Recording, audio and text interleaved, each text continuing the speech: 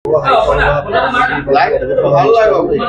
ইয়াৰ বিষয়বচনা সভাখন অনুষ্ঠিত হৈ গ'ল। আপুনি পৰ্যবেক্ষক হিচাপে আহিছে, দুজনে আহিছে, কি ক'ব? আজি ডিব্ৰুগড় শাখা সাহিত্য সভাৰ যি নিৰ্বাচনী সভা, এই সভা সুন্দৰৰূপে পৰিচালনা হ'ল। সকলোৱেই আমাক পৰ্যবেক্ষক হিচাপে আমাক সহায় কৰিলে আৰু সহায় কৰাৰ কাৰণে মই তেখেতলোকক অশেষ অশেষ ধন্যবাদ জনাইছোঁ। আচলতে মই পোনপ্ৰথমে মই ডিব্ৰুগড় সাহিত্য সভাৰ সমূহ কৰ্মকৰ্তালৈ মই মোৰ আন্তৰিক ধন্যবাদ সেৱা জনাইছোঁ আৰু মই খুব আৱেগিক হৈ পৰিছোঁ।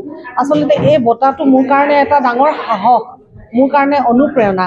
মই আৰু দুগুণ কাম কৰিবলৈ মই উৎসাহ পাইছোঁ আৰু আমাৰ ডিব্ৰুগড়, আমাৰ গোটেই অসমৰে নতুন প্ৰজন্মক আমি আগবঢ়াই নিবলৈ আৰু চেষ্টা কৰিম। আৰু এই বঁটাটোৱে মোক এটা ডাঙৰ সাহস, যিটো সাহস নেকি মই আজীৱন মই কেতিয়াও মই পাহৰিব নোৱাৰোঁ। আৰু মই কণমানিহঁতক মই আগবঢ়াই লৈ যাম আৰু যেনেদৰে মই কৰি আছোঁ। আৰু এই বঁটাটোৰ যোগ্যজন বুলি ভবাৰ কাৰণে মই ডিব্ৰুগড় সাহিত্য সভাৰ সমূহ কৰ্মকৰ্তাক মই পুনৰ মোৰ আন্তৰিক ধন্যবাদ জ্ঞাপন কৰিছোঁ। হয়, ডিব্ৰুগড় সাহিত্য সভা হ'ল অসমৰ এটা ঐতিহ্যপূৰ্ণ অনুষ্ঠান আৰু এই অনুষ্ঠানটোৱে প্ৰায় 1893 চনৰ পৰা সুন্দৰভাৱে কাম কৰি আহিছে, সমাজৰ কাৰণে, সাহিত্যৰ কাৰণে বিভিন্ন দিশত কাম কৰি আহিছে। আৰু এই গৌৰৱপূৰ্ণ এই সাহিত্য অনুষ্ঠানটোৰ সভাপতি হিচাপে মই দুটা কাৰ্যকালৰ কাৰণে পৰিচালনা কৰিলোঁ।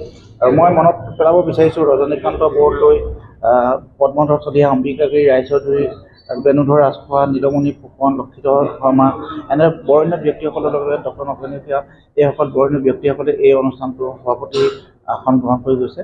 তেনেকুৱা এটা অনুষ্ঠানৰ মই সভাপতি হিচাপে দুটা কাৰ্যকাল সম্পন্ন কৰিলোঁ। আৰু আজি নতুন সমিতি হৈছে জ্যোতি বৰগোহাঁই, এগৰাকী জনপ্ৰিয় লেখিকা আৰু সাহিত্যিক পেঞ্চনাৰ, তেওঁ এগৰাকী শিক্ষাবিদ। এতিয়া খুব সুন্দৰভাৱে আজি অনুষ্ঠানটো হৈ গৈছে আৰু দুটা কাৰ্যকালত এই অনুষ্ঠানটোৰ বিভিন্ন দিশত কাম কৰিবলৈ সক্ষম হৈছে বুলি মই নিজকে অনুভৱ কৰোঁ। হয়তো সেইখিনি ৰাইজে বিচাৰ বিবেচনা কৰিব।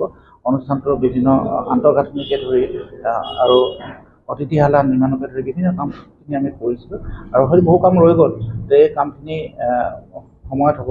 আমি আন্তঃৰাষ্ট্ৰীয়ভাৱে ডিব্ৰুগড় সাহিত্য সভা কেনেকৈ জনপ্ৰিয় কৰিব পাৰি, পৃথিৱীৰ চুকে কোণে আমি এই কামখিনি কৰিছিলোঁ। আৰু পৃথিৱীৰ বিভিন্ন প্ৰান্তৰ পৰা ডিব্ৰুগড় সাহিত্য সভাৰ উদ্যোগত অনুষ্ঠিত হোৱা অসমীয়াসকলে যোগদান কৰিছিলে।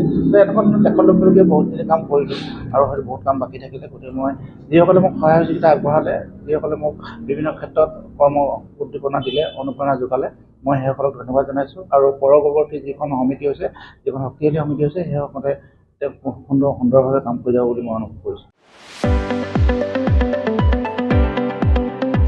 ৰঙাপাৰাবাসীৰ বাবে সুখবৰ। আপুনি যদি দুচকীয়া বাহন ল'ব বিচাৰিছে তেন্তে এতিয়াৰে পৰা আৰু চিন্তাৰ কোনো প্ৰয়োজন নাই।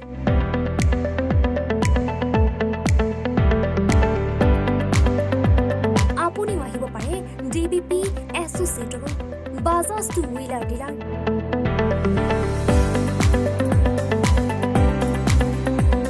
আমাৰ ঠিকনা ৱাৰ্ড নং 8, ঠাকুৰবাৰী ৰোড, ডাকঘৰ, ৰঙাপাৰা, জিলা শোণিতপুৰ।